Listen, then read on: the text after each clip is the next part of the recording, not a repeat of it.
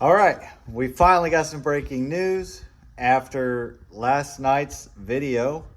We're day 9 now, and the boat and trailer that was used during the September 30th tournament has been seized.